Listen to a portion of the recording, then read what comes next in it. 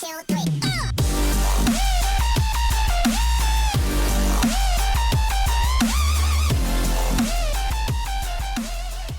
Hey guys, what's up? I hope you're excited for this week. I know where I am. It's Fantasy MLS week number 4, and it is our first double game week, which actually spans over 2 weekends.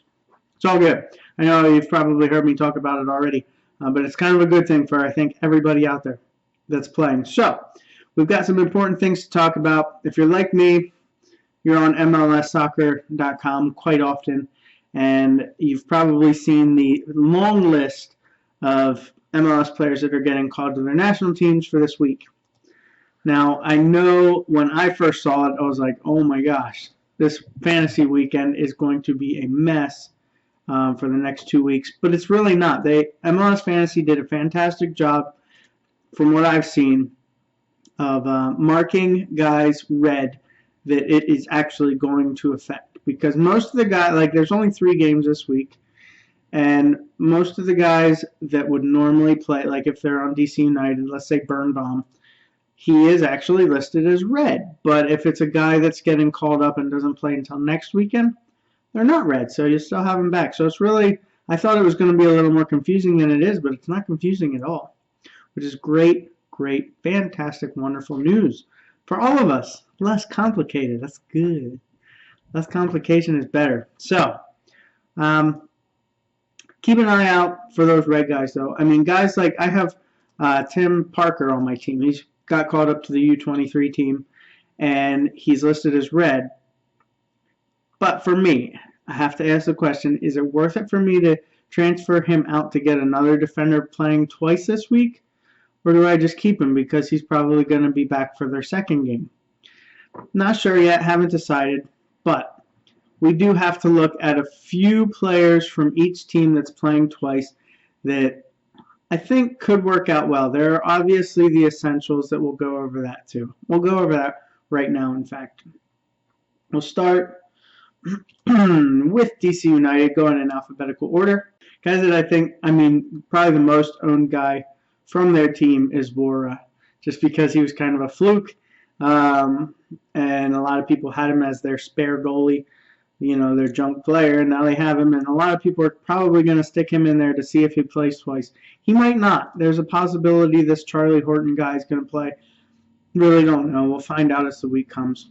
But then, as far as their defense goes, Birnbaum's the only one that's gotten called up. I thought Kemp was going to get called up, so think of all their defenders, Kemp would be the best. Kemp takes free kicks and corners every once in a while, so you can get bonus points. It doesn't happen all that often, but as you can see by the list, he is their top scoring defender at the moment.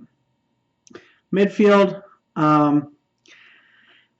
there's a hefty amount of options there, but most of them will kind of be rolling the dice. Sarvas, he's a safe bet. He's a defensive midfielder, so he's going to get 4-5 points a game, which if he plays both games, which I'm sure he will, he could get 8 or 9 points without really even doing anything. He could score a goal. He has the potential. Any player on the field does, and he's experienced enough to know what to do with the ball when he gets close to the net. So I don't think he's a bad option. I think he could do worse. Lamar Nagel is also a really good option, I think, especially with Sabarillo out and Espindola still kind of slowly coming back from the injury he had earlier. Nagel has played almost every minute of the season so far in their first 3 games, and I know last year when he was on Seattle, he did great. He scored goals. He's not like a lights-out kind of player, but I think for the opportunity you're getting with him, I think he's probably one of the stronger options for DC United. Then you've got guys like De Leon, Rolf, and Nyarko. Any one of those guys is kind of, you're hoping to get really lucky. And now the risk, it's risk reward. I mean, if you pick up Nyarko and hardly anybody else does, if he scores 2 goals, you're golden. You're getting ahead in the rankings, and it's wonderful. But if he does 2 points a game or maybe doesn't even start one, you're in trouble. So it is risk reward. It's up to you. It is your team. I'm not going to tell you what to do with it. Forward-wise, Espindola hasn't I mean, he did score last week in the 31 minutes that he played, which is a good sign, but he has not played a full game yet. What does that mean? Will he this week? I don't know. I mean, he's kind of going to have to. This Acosta guy is also there, but he has done Jack Diddley. He's got his first week, 3 points. Next week, 2 points. Third week, 2 points. So maybe this is a game he breaks out. I really don't know. So that's DC United. We'll go on to FC Dallas, which, okay, so Gonzalez, their back line is a little bit of a mess for this first game. Jesse Gonzalez is going to be gone. Figueroa is going to be gone. Zimmerman's going to be gone. Harris is going to be gone. So that's crazy. Seitz will probably be the guy that starts in goal. And then Hedges is still there, thank goodness, even though he had that one big bummer of a week. He's going to have to do well this week, I would imagine. Zach Lloyd's going to play. And then maybe, if you have him, which I do, your junk player, Aaron Gulen, might get a chance to play. I don't know if there's some guys in their midfield that they might be able to bring back to a defensive role or not. But it's going to be an interesting lineup, I think, this weekend for FC Dallas's back line. The guys you want to have, though, for sure, are Diaz. I mean, Diaz has, as the announcers keep saying during their games, he is potential already for MVP candidate for this year. If he can continue to stay healthy and play the way he's playing, I think he's a lights-out kind of guy. It's amazing how young he is, and just to watch him play and dance around people with the ball, it's just so awesome. And then Castillo, obviously he has half the points Diaz does. Might still be nursing that abductor injury that everybody thought he was going to be out for a while. He got taken off on the stretcher. Might still be dealing with that a little bit, but he's got the potential to have 20 points, in this double game week. It could happen. I hope it does, because I have him. The rest of the guys on here are kind of hard to mention. You got Ulloa, who hasn't started all the games. Hollingshead played, I think he's actually might be moved back to a defensive role, which to me, taking a midfielder, moving him back, doesn't really help you a ton, in my opinion. Some people would say otherwise, because then you don't get the minuses if your team gets scored on twice. Whatever. Doesn't matter. So he could work out for you. Rosales might get a chance to see the field. But the guys you really want to focus on are Diaz and Castillo, and I think most people probably already have him. And then for forwards, Akindelli won't be at the game number one. So Urruti, I think, is a really strong option. If you have room on your front line, or if you don't have 4 FC Dallas players already, Urruti might be one of the better forward options for these double games. With Akindelli gone, can't really tell you anything about these other guys that are on the list because they haven't played yet. So that's FC Dallas. We'll keep moving on. We got New England Revolution. Obviously, Shuttleworth had a really good game against the Union last week, blocking 2 PK kicks. Penalty kicks. PKs. And so he's a good option. He's not going to kill you, especially playing twice. 2 chances of a shutout. If any one of these teams gets 2 shutouts, man, you're going to have good points. And I think their back line, obviously Watson, Javon Watson has been starting on one of the outside positions and got his red card, but it doesn't matter because he would have been called up to his national team for this first game anyway. So he's actually going to miss both games this week. So if you do have him, you want to definitely get rid of him. But Farrell, Gonzalez, and Tierney, all pretty decent options. My personal opinion, I would probably risk taking Tierney just because he's, again, similar to Kemp from DC United. He takes free kicks and corners every once in a while. And I know he scored at least one last year that I remember seeing. So I think there's a little more risk there because he's playing on the outside. Doesn't get as many defending bonuses maybe as Farrell and Gonzalez, but he could get attacking bonuses and an assist or goal. So I would probably go with him. That would be my recommendation. Take it as you will. Moving on up to the midfield, Fagundes had one great week. I mean, yeah, we're only 3 weeks in, but his first week was like, oh my gosh, he's back. He's going to be amazing this year. And then this past week, he played 62 minutes and got 1 point. Stinker. So he's a tough. This whole midfield, honestly, New England's midfield and team as a whole is really hard to figure out fantasy wise.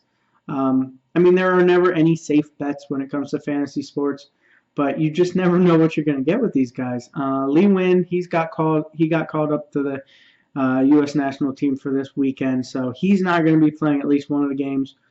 So Kobayashi might be getting his first start, probably, I would guess. But midfield-wise, it's tough to say. Again, same thing with DC United. Risk reward. If you pick up Bunbury, which I doubt anybody really even has on their team, and scores 2 goals, you're golden. Kellen Rowe, another one of those guys. It's either really hot or really cold. So far, really cold. But is this the week he turns it around without Lee Nguyen there? Maybe he gets to start and kick some booty. I don't know. It's really hard to say. Really, really hard to say. And up top has kind of been a little bit sad this year. Davies is still listed as injured. And Agudelo, I don't know. He just doesn't look like he has the spark this year. He hasn't played more than 60 minutes in any of the games yet. So if you want to be super risky and try out Agudelo, go for it. I don't think it'll work out for you, but who knows? It's fantasy sports. You never know what's going to happen. So then the last team we have to talk about is Vancouver. A lot of people probably have Alston just because of his stats from last year. They probably picked him up at the beginning of the season, and goalies aren't generally something you transfer in and out very often. So a lot of people are probably hanging on to Alston, even though he has really underperformed this year, especially that first game. What did he get? 1 point. I think anyway. So moving up to their defense on this first week, again, Waston and Parker are both going to be absent. So Palmaruka will probably get his first chance to play. Dean is still injured, so he's not going to be playing in the middle. So I can't tell you, honestly, who else is going to be playing beside Cobb, but I would imagine Cobb will be a for sure starter. But don't pick him up because, he might get to start one game. Whoop-de-doo. It's not worth it. I mean, watch him have 2 goals, and I'd be sitting here looking like a dummy. But then you do have Harvey and Arid. Both been starting. Harvey had an assist or a goal. I think a goal. And, decent options, but without their 2 center backs there, I don't know if you really want to invest your points in trying to get shutouts from Vancouver for these 2 double game weeks. Just an opinion of mine. The guy you really want from Vancouver, I think most people, if they're going about the double game weeks, they probably already have him on their team, is Pedro Morales, or Perales, as most people call him, in the fantasy world anyway. I don't think anybody in this life has ever called him Perales. Sounds terrible.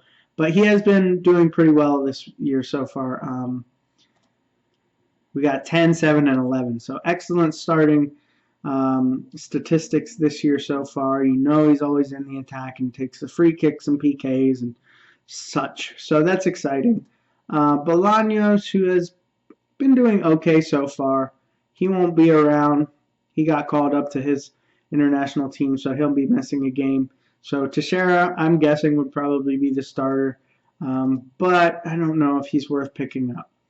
I don't know if there's really anybody else in this midfield worth picking up. Laba, I'm not a huge fan of him.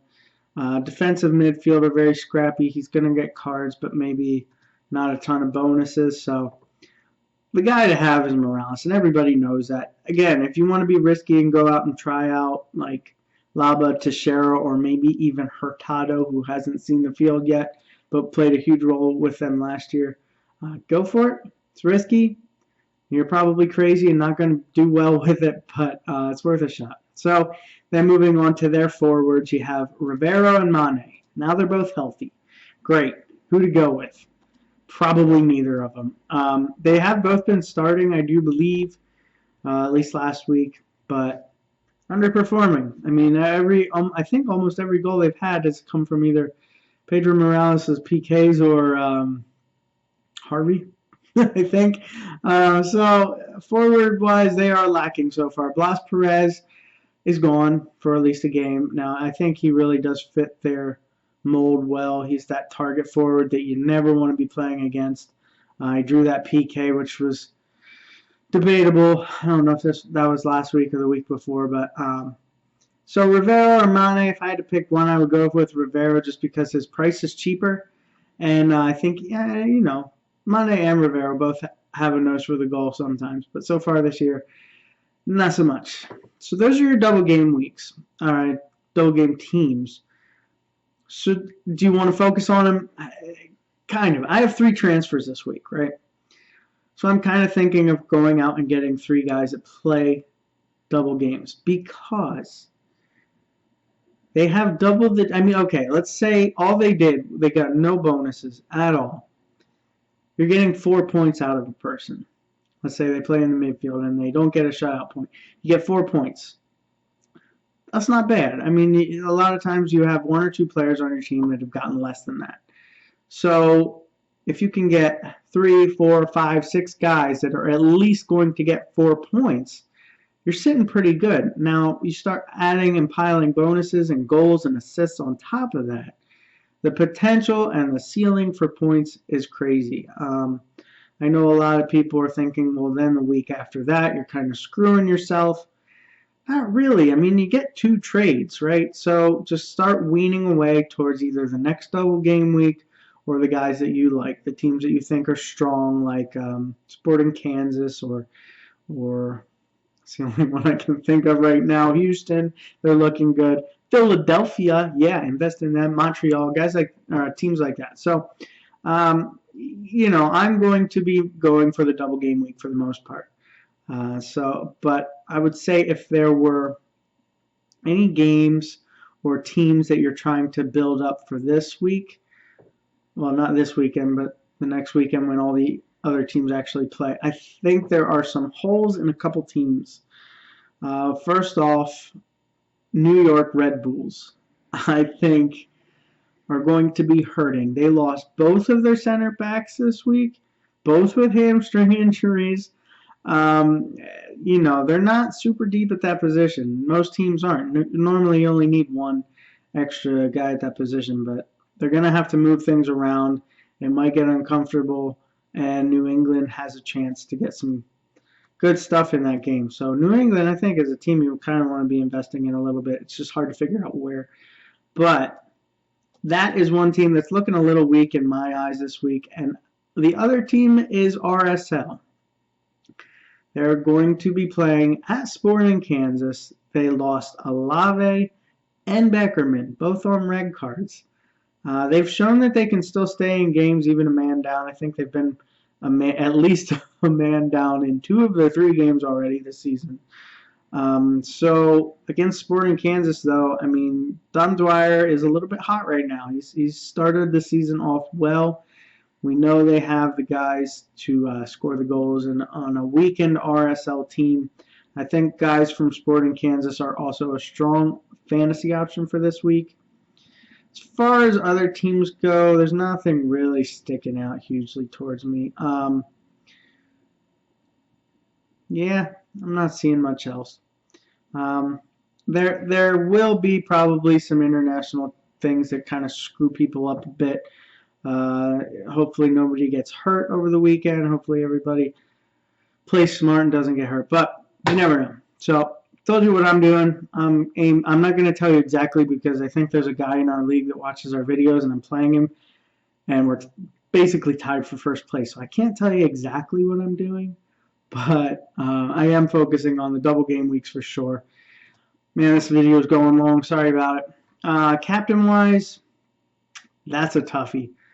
Sort of. Not really. I guess it's probably not that tough. Diaz, is probably going to be one of the number 1 captain guys this week, and I think he deserves it.